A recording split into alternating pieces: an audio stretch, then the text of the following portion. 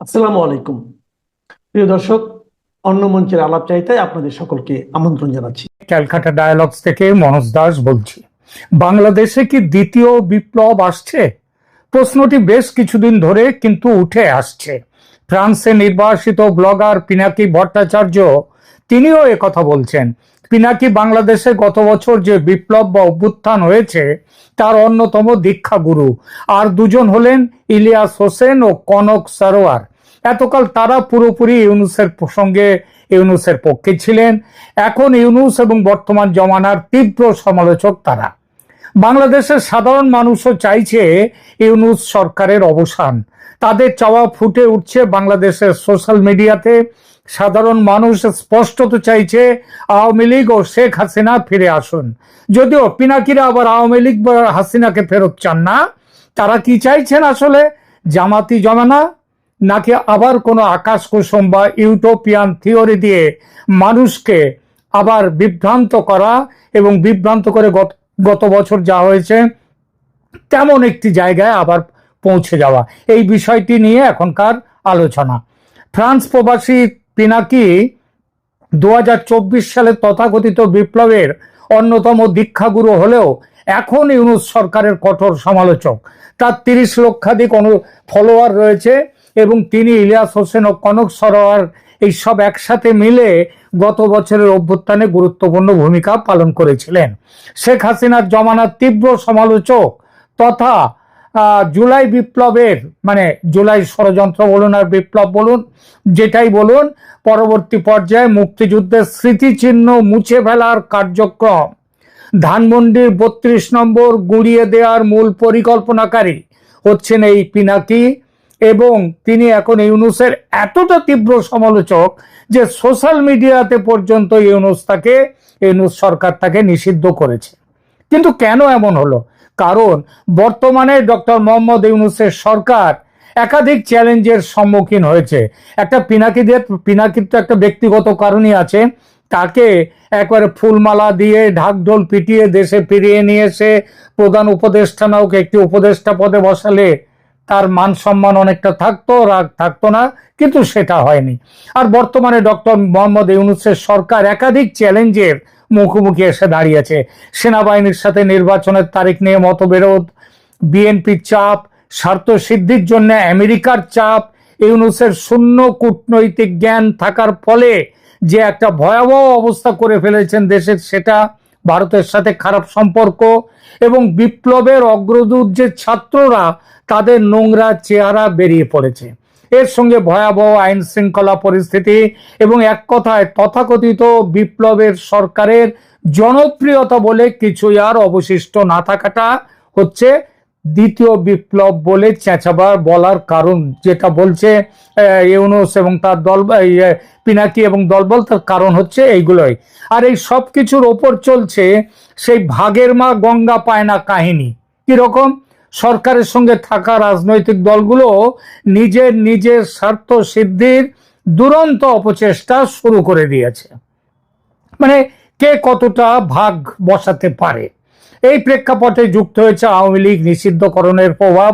2025 সালের মে মাসে আওয়ামী লীগ নিষিদ্ধ করা হলেও এটি উল্টো প্রভাব ফেলেছে। দলটির ঐতিহ্যগতভাবে 40% ভোটার সমর্থন রয়েছে এবং বর্তমানে সরকারের ভয়ঙ্কর ব্যর্থতা মানুষকে আওয়ামী লীগের প্রতি আরো সহানুভূতিশীল করে তুলেছে। ঢাকা সহ সারা দেশে আওয়ামী লীগের ক্রমশ ব্যাপক হওয়া মিছিল সমাবেশ এই ছবি ফুটিয়ে তুলছে। আরো লক্ষণীয়, নিরাপত্তা বাহিনী যথা পুলিশ, সেনাবাহিনী ইত্যাদি তারাও দমন পীড়ন নীতি প্রয়োগ করে আওয়ামী লীগকে আর থামাতে চাইছেন না। বাংলাদেশের সামাজিক মাধ্যমে ক্রমেই এমন প্রবণতা দেখা যাচ্ছে যেখানে মানুষ আওয়ামী লীগ ও শেখ হাসিনার প্রত্যাবর্তন কামনা করছে। অর্থনৈতিক অস্থিরতা এবং আইন শৃঙ্খলার অবনতি, এক কথায় যত রকম প্যারামিটার আছে সব প্যারামিটারে বাংলাদেশের অবনতি। নানান কারণে এই মনোভাব তৈরি হয়েছে মানুষের। এই পরিস্থিতিতে তারা তো চাইবেই বিপ্লব হোক এবং এই বিপ্লবটা কিন্তু এখন আবার যে করবে সেটা হচ্ছে শেখ হাসিনা এবং আওয়ামী লীগ, তাদের সঙ্গে যারা আছে তারা। এই পরিস্থিতিতে এবং সেই সংখ্যাটা কিন্তু খুব একটা কম নয়, কিন্তু পিনাকি ও তার সহযোগীরা তারা এখন একটা জটিল অবস্থানে এসে পড়েছেন। তারা আওয়ামী লীগকে চাইছেন না, ইউনূস সরকারকে চাইছেন না, বিএনপিকে চাইছেন না, কিন্তু ইসলামী শক্তি যথা জামাতের সমর্থনে না দাঁড়ালেও নীরবতা, কিন্তু তাদের প্রতি নীরবতা কিছুটা সমর্থনের ইঙ্গিত দেয়। তাদের দ্বিতীয় বিপ্লবের ডাক আসলে একটি সম্পূর্ণ নতুন রাজনৈতিক ব্যবস্থার আকাঙ্ক্ষা, কিন্তু সে আকাঙ্ক্ষাটির চরিত্র কেমন, তাকে দেখতে কেমন হবে সেটা স্পষ্ট নয়। সেটাও আরেকটি আকাশ কুসুম হওয়ার সম্ভাবনাই বেশি। জাতি মাত্র 1 বছর আগে গণ অভ্যুত্থানের মাধ্যমে শেখ হাসিনার দীর্ঘ 15 বছরের শাসনের অবসান দেখেছে। এখন শুরু হয়েছে ইউনূস সরকার বিরোধী আন্দোলন, রাজনৈতিক অস্থিরতা এবং নতুন করে পুনর্বিন্যাস ও প্রতিকার চাওয়ার হিড়িক। প্রথম বিপ্লবে তাদের ভূমিকা, এই পিনাকিদের ভূমিকা, সেটা তো বলার কোনো অপেক্ষা রাখে না। এবং তারা জনতার, ছাত্র জনতার ক্ষোভের নেতৃত্ব দিয়ে শেখ হাসিনাকে দেশ থেকে বিতাড়িত করেই তারা কিন্তু নিজেদের দায়িত্ব শেষ করেননি। তারপরেও বাংলাদেশে গত 1 বছর ধরে যে সমস্ত কি বলবো ভয়ঙ্কর কাণ্ড ঘটেছে, দেশটা আরো যে চলে গেছে ভয়ঙ্কর একটা দিকে, এই সবগুলোর পেছনে তাদেরও কিন্তু, এই পিনাকিদেরও কিন্তু যথেষ্ট ভূমিকা আছে। 2025-এর মাঝামাঝি এসে তারা অবশ্য অন্যরকম ভাবে চলে গেছে। তারা ইউনূস সরকারের ব্যর্থতাকে আক্রমণ করতে শুরু করেছে, কিন্তু এই আক্রমণের পেছনে কতটা তাদের সত্যিকারের মনের ইচ্ছা সেটাও আবার দেখার মতো।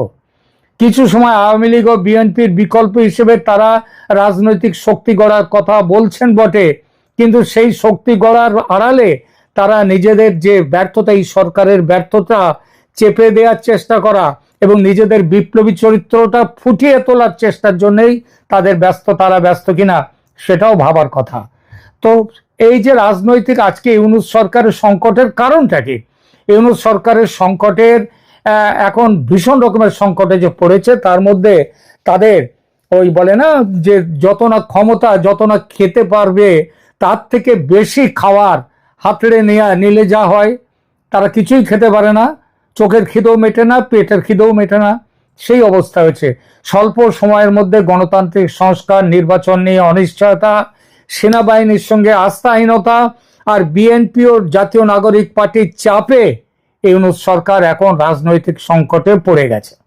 জনমতের চাহিদাও আছে। শেখ হাসিনার প্রত্যাবর্তনের জন্য সামাজিক যোগাযোগ মাধ্যমে ক্রমবর্ধমান সমর্থন লক্ষ্য করা যাচ্ছে।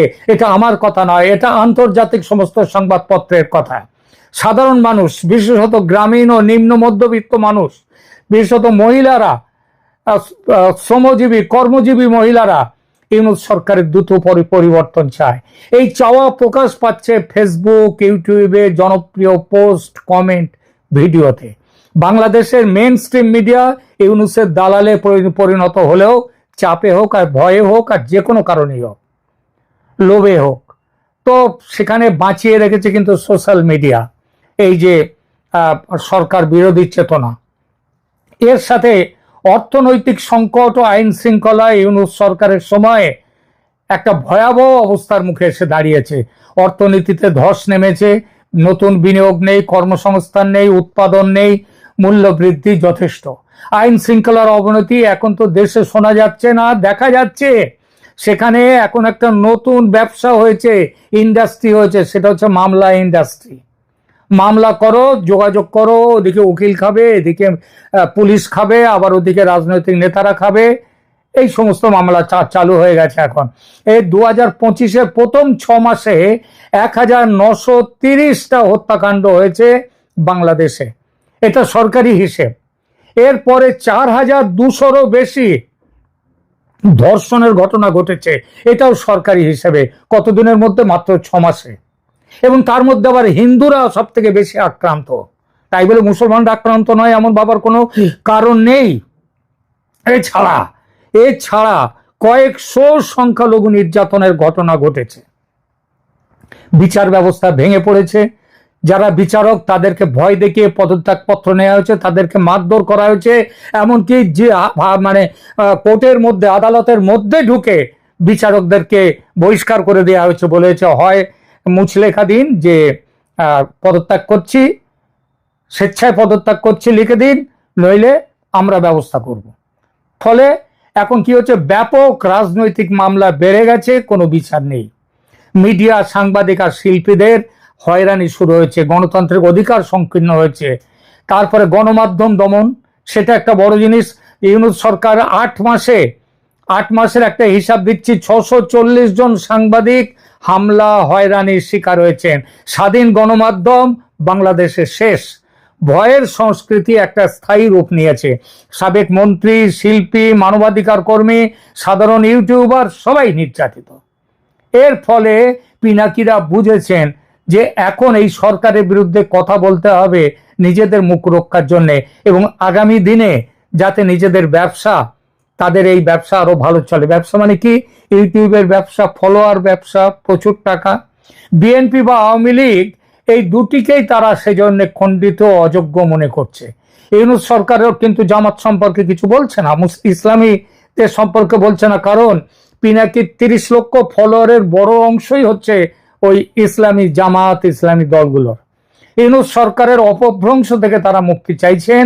এই জন্যেই নতুন রাজনৈতিক শক্তি, সমাজতান্ত্রিক প্রগতিশীল বাম জোট গড়ার নামে ইসলামী জোট গড়ার চেষ্টা চলছে।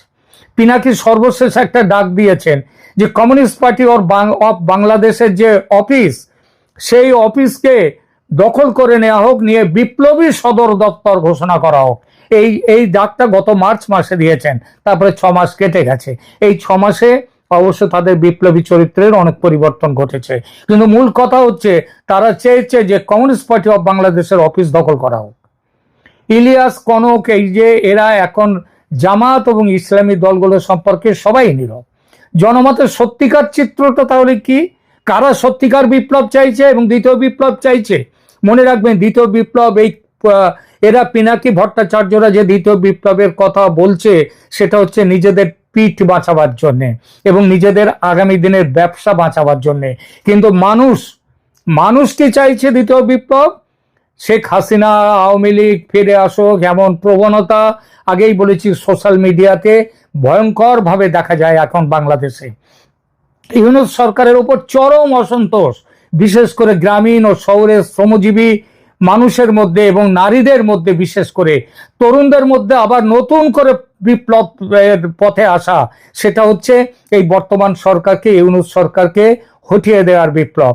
এই সবগুলোই আজকে ঝটিকা মিছিলে এই দাবি সর্বত্র এই দাবি উঠছে, ফিরে আসুন শেখ হাসিনা। এর সঙ্গে যুক্ত হয়েছে সেনাবাহিনী এবং আন্তর্জাতিক চাপ।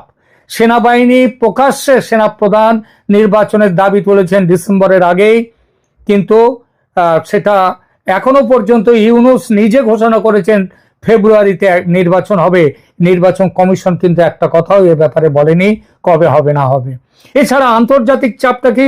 ভারত, ইউরোপীয় ইউনিয়ন, মার্কিন যুক্তরাষ্ট্র সকলেই নির্বাচন চাইছে, যদিও সকলেই একরকম নির্বাচন চাইছে না। যেমন মার্কিন যুক্তরাষ্ট্র চাইছে বা আওয়ামী লীগকে বাদ দিয়ে নির্বাচন হোক, যাতে তারা ওই হিউম্যান করিডর, তারপরে চট্টগ্রাম বন্দর, সেন্টার মার্টিনস আইল্যান্ড, এসবগুলো যাতে তারা পায়। কিন্তু অন্য সবাই, বেশিরভাগ দেশ পৃথিবীর, তারা চাইছে আওয়ামী লীগকে নিয়ে নির্বাচন, এবং সে নির্বাচন এই বছরে যত শীঘ্র সম্ভব। ফলে দ্বিতীয় বিপ্লবের একটা সমর্থনের দিক কিন্তু ক্রমশই ছড়িয়ে পড়েছে সারা পৃথিবী জুড়ে। সরকার বিরোধী একটা যে অস্থিরতা যে রয়েছে, সরকার বিরোধী এই ব্যাপারটা, এই অস্থিরতা হচ্ছে, এর জন্য দ্বিতীয় বিপ্লবের দিকে মানুষ এগোচ্ছে। আইন শৃঙ্খলার ভয়াবহ পতনের একটা বড় কারণ সেনাপ্রধানের খোলাখুলি হস্তক্ষেপ নির্বাচন এবং সমস্ত ব্যাপারে, এটাও একটা কারণ। এবং তরুণদের আবার বিপ্লবের জন্য এগিয়ে আসা। আজকে যত মিছিল হচ্ছে তার পুরোভাগে কিন্তু তরুণরা। এবং এই সব কিছু মিলিয়ে এখন কিন্তু একটা দ্বিতীয় বিপ্লবের দিকে বাংলাদেশ এগিয়ে চলেছে, এবং এই যে এগিয়ে চলার পেছনে কিন্তু রয়েছে ভারতের পূর্ণ সমর্থনও কিন্তু রয়েছে।